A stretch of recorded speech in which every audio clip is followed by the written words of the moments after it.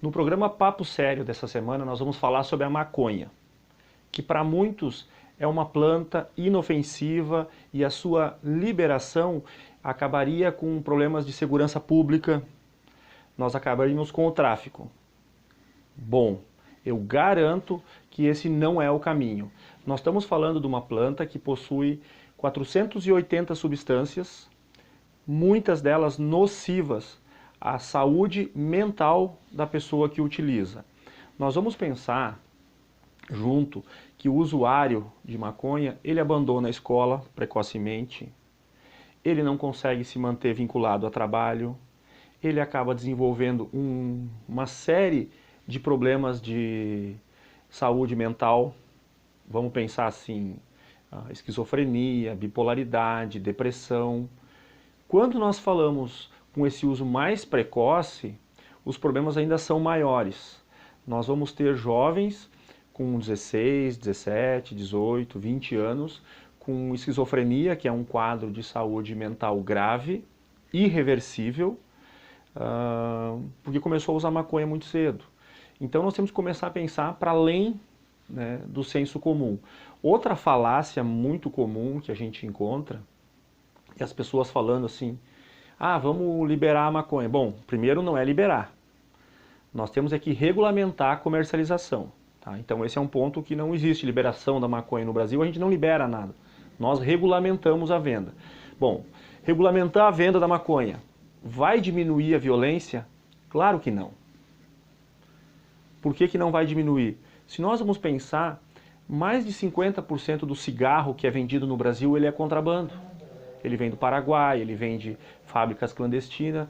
Então não é porque nós regulamentamos e liberamos a venda que a pessoa vai comprar essa droga na farmácia, no free shop, na lancheria. Ela não vai comprar ali, porque ali, além de ser mais caro, certo? Vai ter um controle mínimo lá de quantidade que a pessoa pode comprar. Onde ela está acostumada a buscar essa droga hoje, não tem esse controle, não é necessário. Então, não vai diminuir a violência.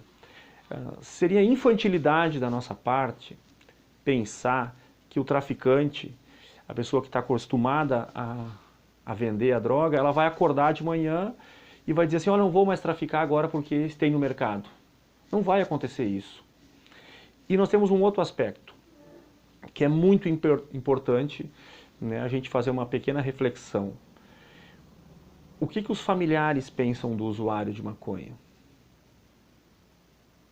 O que o usuário de maconha consegue, né, manter, se ele não consegue manter na escola, ele não consegue manter o trabalho, ele acaba, em muitos casos, utilizando a maconha, desenvolve a tolerância, ou seja, a droga não faz mais efeito e ele passa a utilizar outras substâncias, como a cocaína, como o crack, enfim, ele vai começando a combinar, porque aquela maconha não vai ficar, né, dando prazer para ele por muito tempo.